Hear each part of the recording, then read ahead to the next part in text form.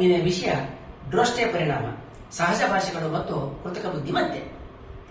ಡೆನ್ಮಾರ್ಕ್ನಲ್ಲಿದ್ದಂತಹ John missile ಅಂತಕ್ಕಂಥ ಕಲಾವಿದ 1904ರಲ್ಲಿ ಡ್ರೋಸ್ಟೆ Coca ಅಂತಕ್ಕಂಥ ಚಾಕ್ಲೇಟ್ ಉತ್ಪನ್ನವನ್ನು ಮಾಡತಕ್ಕಂಥ ಕಂಪನಿಗೆ ಒಂದು ಚಿತ್ರವನ್ನ ರಚಿಸಿಕೊಡ್ತಾನೆ.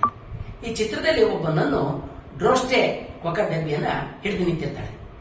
ಈಕೆ ಹಿಡಿದು ನಿಂತಿರ್ತಕ್ಕಂಥ ಡಬ್ಬಿಯ ಮೇಲೆ ಆಕೆ ಆ ಡಬ್ಬಿಯನ್ನು ಹಿಡಿದು ನಿಂತಿರ್ತಕ್ಕಂಥ ಚಿತ್ರ ಇದೆ.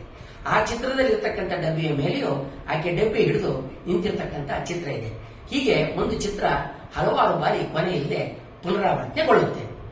ಈ ಪರಿಣಾಮವನ್ನು ಗಮನಿಸಿದಂತಹ ಡಚ್ ಕವಿ ನಿಕೋ ಶೀಪೈಕರ್ ಇದನ್ನ ಡ್ರೋಸ್ಟ್ ಪರಿಣಾಮ ಅಂತ ಕರೀತಾನೆ. ಗಣಕಗಳು ಬಹಳ ಪ್ರಬಲವಾದ ನಂತರ ಸಹಜ ಭಾಷೆಯನ್ನ ಯಾಂತ್ರಿಕ ಕ್ರಮವಿಧಿಗಳ ಮೇಲೆ ಅರಿತು ಇನ್ನೊಂದು ಭಾಷೆಗೆ ಅನುವಾದ ಮಾಡತಕ್ಕಂಥ ಚಟುವಟಿಕೆಗಳು ತೀವ್ರವಾಗಿ ಜರುಗ್ತಾ ಇದ್ದಾವೆ.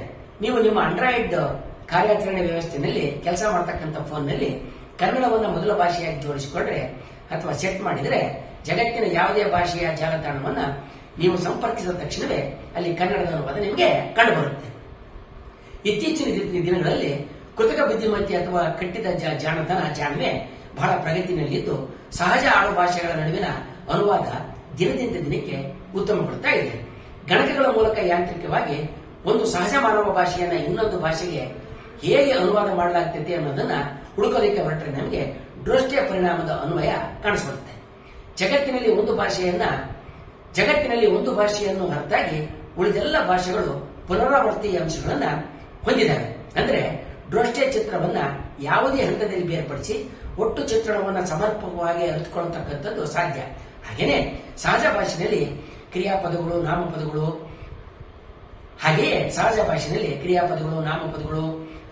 ಗುಣವಾಚಕಗಳು ಸೇರಿದಂತೆ ಹಲವು ವ್ಯಾಕರಣದ ಸೂತ್ರಗಳಿಗೆ ಅನುಗುಣವಾಗಿ ವಾಕ್ಯಗಳು ಕಟ್ಟಲ್ಪಟ್ಟಿರ್ತವೆ.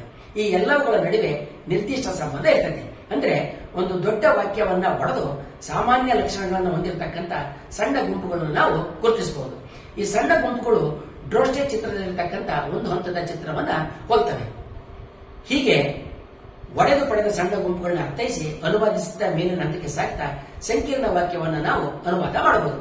ಈಗ ಬಳಕೆಯಲ್ಲಿರ್ತಕ್ಕಂಥ ಗಣಕಗಳು ಡ್ರೋಸ್ಟೆ ಪರಿಣಾಮದ ತಂತ್ರಗಳನ್ನ ಬಳಸಿಕೊಂಡು ನಮಗೆ ಯಾವುದೇ ಭಾಷೆಯನ್ನ ಇನ್ನೊಂದು ಭಾಷೆಗೆ ಅನುವಾದ ಮಾಡಿಕೊಡ್ತಾ ಇದ್ದಾರೆ.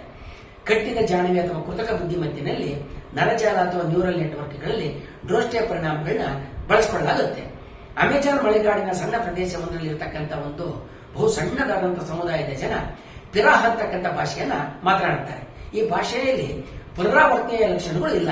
ಆದ್ರಿಂದ ಈ ಭಾಷೆಯನ್ನ ಗಣಕಗಳಿಗೆ ಒಳಪಡಿಸತಕ್ಕಂಥದ್ದು ಮತ್ತು ಕ್ರಮವಿಧಿಗಳನ್ನ ಬರಿತಕ್ಕಂಥದ್ದು ಮತ್ತು ಅನುವಾದ ಮಾಡತಕ್ಕಂಥದ್ದು, ಯಾಂತ್ರಿಕವಾಗಿ ಈ ಭಾಷೆಯನ್ನು ಅನುವಾದ ಮಾಡತಕ್ಕಂಥದ್ದು ಅತ್ಯಂತ ಸವಾಲಿನ ಕೆಲಸ ಅಂತ ವಿಜ್ಞಾನಿಗಳು ಕಂಡುಕೊಂಡಿದ್ದಾರೆ.